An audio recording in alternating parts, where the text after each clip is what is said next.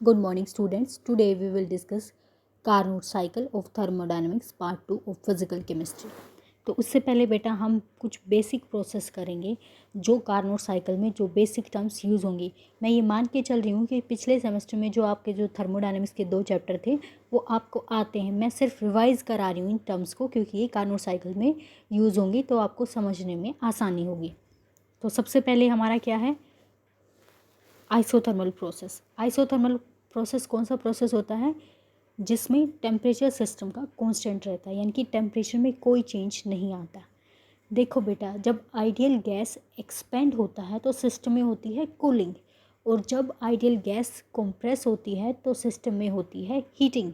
लेकिन अगर आपने आइसोथर्मल सिस्टम लिया है तो या आप एक्सपेंशन कराओ या आप कंप्रेशन कराओ, दोनों ही सिचुएशन में सिस्टम का टेम्परेचर मेंटेन रहेगा। और वो कैसे मेंटेन रहेगा, जब आप हीट बाहर से सराउंडिंग से या तो सिस्टम को दे दो या सिस्टम से हीट ले लो। यानी कि आइसोथर्मल प्रोसेस में क्या होगा, आपका हीट सिस्टम और सराउंडिंग के बीच में एक्सचेंज होगा जिससे आपके सिस्टम का टेम्परेचर कांस्टेंट मेंटेन होगा। तो जो आइसोथर्मल प्रोसेस है उसमें क्या होगा, टेम्परेचर कांस्टेंट रहेगा, that is D T equals to zero. अब अगर डी टी ज़ीरो है यानी कि चेंज इन टेम्परेचर ज़ीरो है तो जो आपकी इंटरनल एनर्जी है, चेंज इन इंटरनल एनर्जी है जो, दैट इज़ डेल्टा यू, वो क्या होगी, ज़ीरो। क्योंकि जो चेंज इन इंटरनल एनर्जी है वो फंक्शन होता है सिर्फ टेम्परेचर का, और टेम्परेचर अगर कांस्टेंट रहेगा तो डेल्टा यू आपकी क्या होगी, ज़ीरो होगी। अब हम करते हैं एडियाबेटिक प्रोसेस। एडियाबेटिक प्रोसेस क्या है, वो प्रोसेस जिसमें सिस्टम सराउंडिंग के साथ हीट एक्सचेंज नहीं करता। हीट एक्सचेंज नहीं करता मतलब डेल्टा क्यू क्या है, ज़ीरो है। अब आपकी कोई गैस एक्सपेंड हो रही है या कंप्रेस हो रही है तो टेम्परेचर चेंज होगा, और वो सिस्टम सराउंडिंग से बिल्कुल आइसोलेटेड है तो उस सिस्टम का टेम्परेचर वेरी करेगा। एडियाबेटिक सिस्टम का टेम्परेचर वेरी करेगा, सिस्टम और सराउंडिंग के बीच में कोई हीट एक्सचेंज नहीं होगी। तो आपको एडियाबेटिक प्रोसेस कराने के लिए इंसुलेटेड कंटेनर की ज़रूरत पड़ेगी, और आइसोथर्मल के लिए आपको इंसुलेटेड कंटेनर नहीं लेना है, वरना सिस्टम और सराउंडिंग के बीच में हीट एक्सचेंज नहीं होगी। अब हम थर्ड प्रोसेस है साइक्लिक प्रोसेस। साइक्लिक प्रोसेस क्या होता है, जो अपनी ओरिजिनल स्टेट में आ जाए नंबर ऑफ स्टेप्स के बाद, उसको बोलते हैं हम साइक्लिक प्रोसेस। साइक्लिक प्रोसेस में अगर जहाँ से शुरू हुए थे फाइनली हम वही आ गए हैं तो उस केस में क्या होगा, डेल्टा यू ज़ीरो, यानी कि change in internal energy zero, in the same way change in enthalpy is zero. जो work done by the system होता है वो होता है नेगेटिव, और work done by the system कब होगा, जब आपकी गैस एक्सपेंड होगी तो वो क्या है, work done by the system. तो वर्क ऑफ एक्सपेंशन हमेशा नेगेटिव रहेगा। जो work done on the system होगा, यानी कि जो सराउंडिंग है प्रेशर लगाएगी और कंप्रेस करेगी गैस को, तो वो क्या होगा, पॉजिटिव, यानी कि वर्क ऑफ कॉन्ट्रैक्शन हमेशा पॉजिटिव होगा और वर्क ऑफ एक्सपेंशन हमेशा नेगेटिव रहेगा। अब दूसरी चीज़ क्या है, heat absorb. Heat absorb by the system is always positive, heat loss by the system to the surrounding is negative. यानी कि सिस्टम अपनी एनर्जी बचा रहा है या ले रहा है, वो चीज़ क्या है, पॉजिटिव। सिस्टम अपनी एनर्जी को लूज़ कर रहा है या सराउंडिंग को दे रहा है, वो क्या है, नेगेटिव। तो वर्क जो हीट अब्जॉर्ब है वो सिस्टम को देंगे तो वो सिस्टम से लेंगे तो पॉजिटिव, सिस्टम को देंगे तो नेगेटिव। अब है वर्क डन इन रिवर्सिबल आइसोथर्मल एक्सपेंशन, ये आप कर चुके हैं, ये वाला डेरिवेशन। इसका रिजल्ट क्या आता है, W equals to minus NRT natural log V2 upon V1। V2 क्या है, फाइनल वॉल्यूम, और V1 क्या है, इनिशियल वॉल्यूम। अब मैंने बताया था बेटा कि आइसोथर्मल प्रोसेस में टेम्परेचर कांस्टेंट है तो आपकी डेल्टा यू क्या होगा, ज़ीरो होगा। अब डेल्टा यू ज़ीरो है तो आपका जो फर्स्ट लॉ था थर्मोडायनेमिक्स का वो क्या था, कि change in internal energy is equals to Q plus W। अब अगर आपकी जो डेल्टा यू ज़ीरो है तो Q और W एक दूसरे के इक्वल होंगे मैग्नीट्यूड में और साइन में क्या होंगे, ऑपोजिट। इन द सेम वे जो आइसोथर्मल प्रोसेस होता है उसके अंदर जो डेल्टा एच होता है वो ज़ीरो। तो आइसोथर्मल रिवर्सिबल प्रोसेस में delta U zero, delta H zero, Q equals to minus W. ये टर्म्स हम क्यों करें, क्योंकि हम इनको भी यूज़ करेंगे।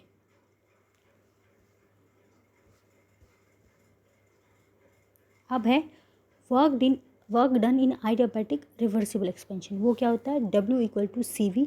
CV क्या है, heat capacity of gas at constant volume. T2 क्या है, फाइनल टेम्परेचर। T1 क्या है, initial temperature.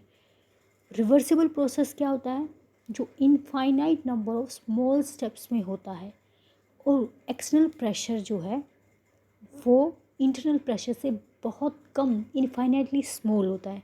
Reversible process nature में एग्जिस्ट नहीं करते, ये आइडियल प्रोसेस होते हैं। हमें कोई भी एक्सप्रेशन स्टडी करने में इससे मदद मिलती है रिवर्सिबल प्रोसेस से। तो जो आइडियाबैटिक रिवर्सिबल प्रोसेस है, इसके अलावा आइडियाबैटिक रिवर्सिबल एक्सपेंशन या कंप्रेशन ये लॉज भी फॉलो करते हैं। और ये जो लॉज हैं, एक और है इसके अंदर, मैंने सिर्फ दो को एक्सप्लेन किया है। यूज़ हम इसका करेंगे, यानी कि T(V)⁻⁻1 इक्वल्स टू कॉन्स्टेंट। ठीक है, अब हम करते हैं हमारी कार्नोट साइकिल। कार्नोट साइकिल तो क्या है, कार्नोट साइकिल साइक्लिक है, साइक्लिक प्रोसेस है, रिवर्सिबल प्रोसेस है और उसके क्या हैं, 4 स्टेप्स हैं। Isothermal expansion, adiabatic expansion, isothermal compression, adiabatic compression. यानी कि पहले हम 2 एक्सपेंशन करेंगे, आइसोथर्मल और एडियाबैटिक, फिर 2 कंप्रेशन करेंगे, आइसोथर्मल और एडियाबैटिक। तो फर्स्ट हमारा जो स्टेप है वो क्या है, ये वाला आइसोथर्मल एक्सपेंशन। तो हम मान रहे हैं कि हमारी गैस है एक आइडियल गैस, हमने 1 मोल ले लिया है कंटेनर में और उस कंटेनर पे एक फ्रिक्शनलेस पिस्टन डाला है। उसका फ्रिक्शनलेस पिस्टन क्यों यूज़ किया है, ताकि जब वो एक्सपेंड हो गैस या कंप्रेस हो तो उसको फ्रिक्शन पिस्टन को मूव करने में कोई एनर्जी ना देनी पड़े। ये जो वॉल्स हैं ये इंसुलेटेड हैं, ये सारा सिस्टम यहाँ तक इंसुलेटेड है। सिर्फ नीचे वाली जो बाउंड्री है उस पर हमारे पास ऑप्शंस हैं कि हम उसको इंसुलेटेड स्टैंड से कनेक्ट करें या इंसुलेटेड स्टैंड से कनेक्ट नहीं करें। तो जो आपकी गैस है, 1 मोल आइडियल गैस है कंटेनर में, उसका इनिशियल वॉल्यूम है V1। हम क्या कर रहे हैं, आइसोथर्मल एक्सपेंशन। तो वॉल्यूम को हम क्या करेंगे, एक्सपेंड करेंगे, V1 से V2 करेंगे। अब वॉल्यूम V1 से V2 हो रहा है, बढ़ रहा है, एक्सपेंशन हो रहा है, तो सिस्टम में होनी चाहिए कूलिंग, यानी कि टेम्परेचर क्या होना चाहिए, कम। टेम्परेचर कम होगा, लेकिन हमें ये प्रोसेस को कैसे कराना है, आइसोथर्मली कराना है, यानी कि टेम्परेचर को फिक्स रखना है। इसका टेम्परेचर इनिशियली T2 है, तो हमें टेम्परेचर T2 ही मेंटेन रख के चलना है बेटा। वो हम फिर कैसे करेंगे, जो टेम्परेचर में कमी आई है एक्सपेंशन से, उसको हम क्या करेंगे, सिस्टम को एक सोर्स से कनेक्ट कर देंगे जिसका टेम्परेचर है T2। वो क्या करेगा, जो हमारा सिस्टम है सोर्स से Q2 अमाउंट ऑफ हीट को अब्जॉर्व करके अपना टेम्परेचर मेंटेन कर लेगा। तो हम इस कर्व की मदद से देखेंगे, ये ग्राफ है, एक्स एक्सिस पे आपका क्या है, वॉल्यूम और प्रेशर, वाई एक्सिस पे प्रेशर है। तो ये पॉइंट ए है, पॉइंट ए के ऊपर जो आपकी गैस आइडियल गैस, उसका वॉल्यूम क्या है V1 और उसका टेम्परेचर क्या है T2। अब हम करा रहे हैं आइसोथर्मल एक्सपेंशन, यानी कि टेम्परेचर में चेंज नहीं आएगा, वॉल्यूम में चेंज आएगा। तो टेम्परेचर बी पॉइंट पे आ गए, टेम्परेचर सेम रहा, वॉल्यूम आपका बढ़ गया V2। अब हमने इस ग्राफ को ऐसे ही क्यों मूव किया है, क्योंकि ये किसके बीच में है, प्रेशर और वॉल्यूम के बीच में। और हमें पता है आइडियल गैस के लिए क्या होता है, PV क्या होता है, कांस्टेंट। तो अगर आपने वॉल्यूम बढ़ाया है तो जो प्रेशर है वो क्या होगा, ऑटोमेटिकली कम हो जाएगा। तो यहाँ से मान लो इस पॉइंट पे इतना ज़्यादा वॉल्यूम है, इतना वॉल्यूम है ये वाला, तो प्रेशर इसके कोर्सपेंडिंग ये होगा। अब आपने क्या किया है, वॉल्यूम बढ़ा दिया है, अब वॉल्यूम इतना हो गया है यानी कि ये वाला, तो आपका प्रेशर क्या हो जाएगा, कम हो जाएगा। इसलिए हमारा कर्व क्या है, ऐसे जा रहा है, ताकि प्रेशर वॉल्यूम जो रिलेशनशिप है वो भी मेंटेन रहे। तो हमने फर्स्ट क्या किया है, पॉइंट ए से बी पे गए हैं, आइसोथर्मल एक्सपेंशन किया है। आइसोथर्मल में टेम्परेचर सेम रहेगा, T2 से T2 ही रहेगा। वॉल्यूम हमारा क्या हो जाएगा, V1 से V2। और ये टेम्परेचर T2 रखने के लिए हमें क्या किया है, Q2 amount of heat system को दी है, सिस्टम ने हीट एब्जॉर्व करी है। और वर्क हमारा कौन सा हुआ है, एक्सपेंशन। तो एक्सपेंशन के लिए मैंने बताया था वर्क क्या होता है, नेगेटिव। तो मैंने यहाँ पे क्या साइन दिया है, नेगेटिव W1। और आइसोथर्मल रिवर्सिबल एक्सपेंशन का ग्राफ एक्सप्रेशन क्या था हमारा, RT ln V2/V1। तो अब जो T2 है आपका, सॉरी जो टेम्परेचर है वो क्या है, T2 है दोनों सिचुएशन में, तो हम यहाँ पे T2 पुट कर देंगे। नेचुरल लॉग फाइनल वॉल्यूम आपका क्या है, V2, तो ऊपर V2, और इनिशियल वॉल्यूम क्या है आपका V1, तो नीचे V1। ये आपका एक्सप्रेशन आ गया। अब मैंने बताया Q2 हीट ऑब्जर्व करी, Q2 हीट ऑब्जर्व करी है तो वो क्या है, पॉजिटिव। और ये भी हमने डिस्कस किया है कि जो आइसोथर्मल प्रोसेस है उसमें डेल्टा U 0 होती है, डेल्टा U 0 होता है तो Q माइनस W के इक्वल होगी, यानी कि मैग्नीट्यूड सेम, साइन डिफरेंट। तो ये सेम, अगर W1 हमारा ये है तो हमारी Q2 पॉजिटिव साइन के साथ भी यही रहेगी, मैग्नीट्यूड सेम। सेकंड हमने प्रोसेस किया है एडियाबैटिक एक्सपेंशन। एडियाबैटिक एक्सपेंशन में क्या करना है, सिस्टम और सराउंडिंग के बीच में कोई हीट एक्सचेंज नहीं होगी, तो हमने सिस्टम को क्या कर दिया है, इंसुलेटेड स्टैंड पे डाल दिया है, ताकि पूरी तरह से हमारा जो सिस्टम है वो इंसुलेटेड हो जाए। अब इसमें क्या हुआ, फिर से एक्सपेंशन, यानी कि वॉल्यूम V2 से V3 चेंज हो गया है, बढ़ गया है। एक्सपेंशन होता है तो बेटा क्या होगा, कूलिंग होगी। कूलिंग होगी तो सिस्टम का टेम्परेचर क्या हुआ, कम होगा, यानी कि आपका टेम्परेचर T2 था और अब क्या हो जाएगा, T1 हो जाएगा। चूँकि आपका सिस्टम सराउंडिंग से बिल्कुल अलग है, आइसोलेटेड है, तो ये इसमें टेम्परेचर मेंटेन नहीं हो पाएगा, तो टेम्परेचर भी चेंज हो जाएगा और वॉल्यूम भी चेंज हो जाएगा। तो हम आप आते हैं एडियाबैटिक कर्व पे, यानी कि B पे। B से हम C पे चले गए तो हमारा वॉल्यूम V2 से V3 बढ़ गया, और टेम्परेचर क्या है, T2 से T1 कम हो गया, यानी कि कम हो गया है टेम्परेचर। फिर हम करेंगे थर्ड स्टेप में, और इसके लिए जो आपका वर्क है उसका एक्सप्रेशन क्या होता है, ये वाला एक्सपेंशन है तो negative sign, W2 second step है, CV और final volume, final temperature minus initial temperature. तो हमारा फाइनल टेम्परेचर क्या था, T1 है। फाइनल टेम्परेचर हमारा क्या है बेटा, C पे T1 है, पहले क्या था T2। तो हमारा जो वर्क है एडियाबैटिक एक्सपेंशन में क्या हो जाएगा, CV T1 माइनस T2। अब इस माइनस को कॉमन ले लेंगे तो हमारा क्या हो जाएगा, minus CV T2 minus T1। ये एडियाबैटिक एक्सपेंशन का हमारा वर्क डन है। अब हम क्या करें, third step, isothermal compression. Compression हो रहा है, यानी कि वॉल्यूम V3 था, अब आपका वॉल्यूम हो गया है V4, यानी कि कम हो गया है। अभी तक बढ़ रहे थे, अब हम V3 से V4 की तरफ, यानी कि कम की तरफ जा रहे हैं।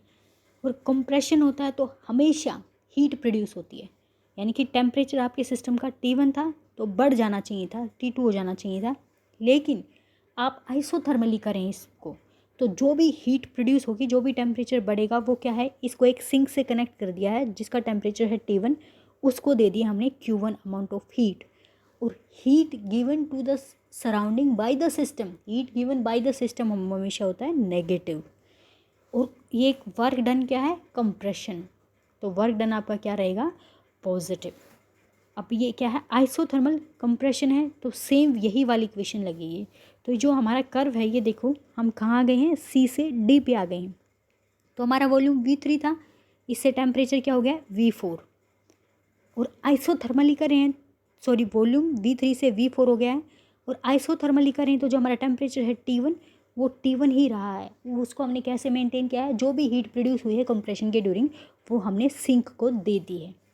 तो यहाँ से हमारा क्या एक्सप्रेशन आ जाएगा आइसोथर्मल कंप्रेशन के लिए, W3 पॉजिटिव है क्योंकि कंप्रेशन का है, R T1 क्योंकि ग्राफ के ऊपर जो पॉइंट्स है दोनों के ऊपर T1 टेम्परेचर है। Natural log V4/V3, V4 final volume है और V3 इनिशियल वॉल्यूम है। अब ये पॉजिटिव है तो ये ऑब्वियसली हीट नेगेटिव होगी, वैसे भी given by the system negative होती है, और ये इक्वल और अपोजिट होते हैं मैग्नीट्यूड में, क्योंकि डेल्टा U इस सिचुएशन में 0 होती है। तो हमारा थर्ड स्टेप में क्या आ जाएगा, R T1 natural log V4 upon ये V3 आएगा बेटा, यहाँ पे V3 अब हम करेंगे फोर्थ स्टेप। फोर्थ स्टेप में हमने क्या करना है, एडियाबेटिक कंप्रेशन करना है इस बार। तो हम फिर से इंसुलेटिंग स्टैंड लगाएंगे। अब क्या है, हमारा वॉल्यूम कितना था, V4। V4 से हम कंप्रेस करेंगे V1, इनिशियल जो स्टार्ट किया था हमने वहीं पे, जितना वॉल्यूम हमारा इनिशियल था। मान लो हमारा 20 ml वॉल्यूम था शुरू में, तो जो भी चेंज किए, बढ़ाया घटाया, लास्ट में हमने 20 ml ही करके रख दिया है। तो अब ये हमारा एडियाबेटिक कंप्रेशन है, तो हमने वॉल्यूम कम कर दिया, तो V4 से V1 कम हो गया। ये देखो यहाँ पे ये वॉल्यूम ज़्यादा है और ये V1 क्या है, ये वाला वॉल्यूम कम है, तो वॉल्यूम आपने कम कर दिया है। अब ये चीज़ हुई है एडियाबेटिकली। मैंने बताया था कंप्रेशन में क्या होता है, हीट जनरेट होगी। हीट जनरेट होगी तो आपका जो सिस्टम का टेम्परेचर जो T1 था वो बढ़ जाएगा, T2 हो जाएगा। तो ये जो कर्व हमारा DA कर्व है, इसमें क्या चेंज हुआ है, वॉल्यूम V4 से V1 हो गया है और टेम्परेचर T1 से T2 हो गया है। तो इसके लिए भी हमारा जो वर्क डन है वो क्या होगा, W4 कंप्रेशन है तो positive, CV T2 minus T1, T2 final temperature है, T1 क्या है, इनिशियल टेम्परेचर। अब कार्नोट साइकिल में हम क्या करेंगे, इन चारों वर्क डन को सम अप कर देंगे। तो जब हमने इन चारों को आपस में जोड़ा तो ये हमारा फर्स्ट वर्क डन है, RT2ln V2 upon V1 minus CV, ये W2 आ गया, T2 minus T1 plus W3 क्या हो गया, RT1 natural log V4 upon V3 plus CV T2 minus T1। तो देखिए जो आइडियाबैटिक एक्सपेंशन हुआ था, जो आइडियाबैटिक कंप्रेशन हुआ था, एक दूसरे को कैंसिल आउट कर देंगे। तो सिर्फ बचेगा क्या यहाँ पे, RT2 natural log V2 upon V1, RT1 natural log V4 upon V3, ये बच गया। इन द सेम वे जो आपकी हीट थी, नेट कितनी हीट एब्जॉर्ब करी आपने, Q2 अमाउंट हीट एब्जॉर्ब कराई आइसोथर्मल एक्सपेंशन में, और फिर सिस्टम ने Q1 अमाउंट ऑफ हीट वापस से निकाल दी, तो नेट हीट उसने कितनी एब्जॉर्ब करी, Q2 माइनस Q1, और ये किसके इक्वल हैं, सेम W1 और W3 के कोरस्पॉन्डिंग आए थे। तो यही हीट का एक्सप्रेशन हो जाएगा हमारा नेट हीट एब्जॉर्ब के लिए। अब ये जो कर्व हैं, ये जो पॉइंट्स हैं, ये क्या है, आइडियाबैटिक कर्व पे हैं। और आइडियाबैटिक कर्व्स मैंने बताया था PV gamma equals to constant, और दूसरा वाला एक्सप्रेशन क्या था, TV गामा माइनस 1, ये कॉन्स्टेंट है। तो यहाँ से हम क्या करेंगे, हम क्या लिख सकते हैं, ये T2 V2 और T1 V3 ये BC कर्व पे लाई करते हैं। तो ये T2 V2 gamma minus 1 equals to T1 V3 gamma minus 1 हो जाएगा। इन द सेम वे जो हमारा AD कर्व है वो इक्वल हो जाएंगे। तो इन सब को जब हम सोल्व करेंगे तो हमारे पास क्या आएगा, ये जो V4 अपॉन V3 है वो किसके इक्वल होगा, V1 अपॉन V2 के। इसको हम अपनी जो वर्क डन आया था उसके इक्वेशन में पुट कर देंगे। तो यहाँ पे हमने क्या कर दिया, V4 अपॉन V3 की जगह V1 अपॉन V2 पुट कर दिया। लेकिन अब इसको इन्वर्स कर देंगे तो क्या हो जाएगा हमारा, V2 अपॉन V1। इन्वर्स करने पर लेकिन साइन यहाँ नेगेटिव हो जाएगा, तो नेगेटिव हो जाएगा तो हमारी इक्वेशन क्या बनेगी, RT2 natural log V2 upon V1 minus RT1 natural log V2 upon V1। यहाँ से सब कुछ कॉमन लेके बच क्या जाएगा, T2 माइनस T1। तो जो कार्नोट साइकिल है, जो कार्नोट इंजन है, उसके अंदर जो वर्क आया है वो आइसोथर्मल एक्सपेंशन और आइसोथर्मल कंप्रेशन से ही आया है। आइडियाबैटिक वाले कट गए हैं। तो फिर आप ये कहोगे कि आइडियाबैटिक वाले कट गया है तो उसको यूज़ ऐड करने की ज़रूरत ही क्या थी। तो अगर आप आइसोथर्मल एक्सपेंशन कराएंगे और आइसोथर्मल कंप्रेशन ही कराएंगे तो दोनों के अंदर टेम्परेचर सेम रहेगा, यानी कि आप T2 लेके चले थे, एंड तक आपका टेम्परेचर T2 ही रहेगा। तो यहाँ पे क्या हो जाएगा, T2 minus T1 that is 0, कोई वर्क नहीं आएगा। तो हमें नेट वर्क डन यूज़ करना है, इवोल्व करना है। तो इसलिए हमने जो एडियाबैटिक एक्सपेंशन और कंप्रेशन वाली साइकिल को डाला है। अब हम करेंगे एफिशिएंसी ऑफ कार्नोट साइकिल। तो एफिशिएंसी कैसे डिफाइन होती है, ratio of work done by the system to the amount of heat absorb at high temperature, यानी कि जो हीट एब्जॉर्ब करी और जो वर्क डन किया वो होती है एफिशिएंसी। तो जो आपका फर्स्ट लॉ ऑफ थर्मोडायनेमिक्स है वो ये कहता है ना तो जो एनर्जी है उसको क्रिएट किया जा सकता, ना डिस्ट्रॉय किया जा सकता, उसको वन फॉर्म से दूसरी फॉर्म में ट्रांसफ़र किया जाता है। इसका मतलब क्या है कि जो क्यू है, जो हीट है, उसको कम्प्लीटली वर्क में चेंज किया जा सकता है। आपका थर्मोडायनेमिक्स का फर्स्ट लॉ ये कहता है, लेकिन ये पॉसिबल नहीं है। अभी हम देखेंगे जो Q2 है वो W के इक्वल नहीं आता है। आपकी कार्नोट साइकिल ने क्या किया है, Q2 हीट को एब्जॉर्ब किया है और W वर्क किया है और Q1 हीट बाहर निकाल दिया है। यानी कि Q2 हीट से क्या क्या हुआ है, W वर्क हुआ है और Q1 हीट भी निकली है। यानी कि कोई भी इंजन जितनी भी लाइट एनर्जी, इलेक्ट्रिसिटी, कुछ भी चीज़ को यूज़ करेगा तो उसको हमें 100% यूटिलिटी नहीं मिलेगी उसकी, उसमें से कुछ हीट की फॉर्म में चीज़ें निकल जाएंगी वापस से। तो हम कंप्लीटली हीट और W को इंटर कन्वर्टेबल नहीं है, कम से कम हीट को तो हम कंप्लीटली वर्क में कन्वर्ट नहीं कर सकते। तो ये हमारा W का एक्सप्रेशन, ये हमारा Q2 का एक्सप्रेशन है। Q2 क्या है, W1 में जो आया था। तो यहाँ से क्या बच जाएगा, T2 minus T1 upon T2 आएगा बेटा, ये गलत है बुक में, T2 minus T1 upon T2। तो जो एफिशिएंसी है किसी भी इंजन की वो सोर्स और सिंक के टेम्परेचर डिफरेंस पे डिपेंड करती है, इस बात पे डिपेंड नहीं करती कि वर्किंग सब्सटेंस की नेचर क्या है।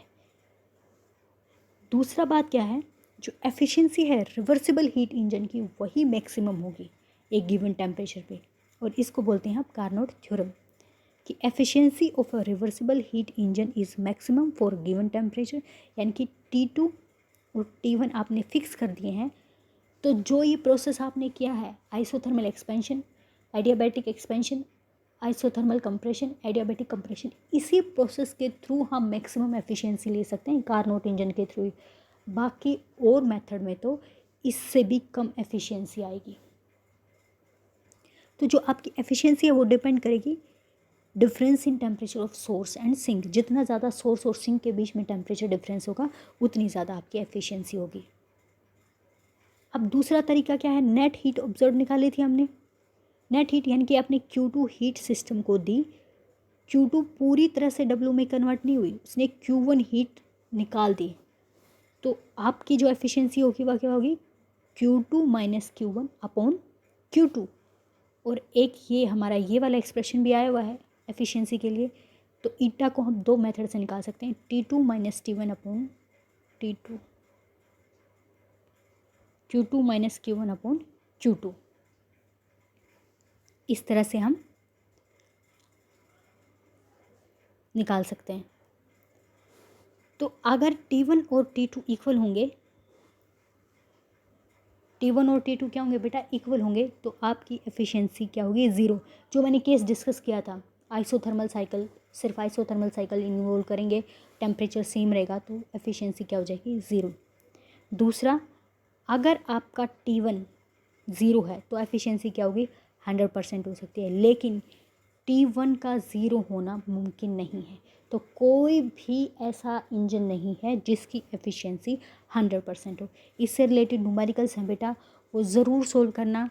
न्यूमेरिकल्स बिल्कुल नहीं छोड़ने हैं किसी भी टॉपिक के, वो आएंगे आपके एग्ज़ाम में। Enough for today, thank you.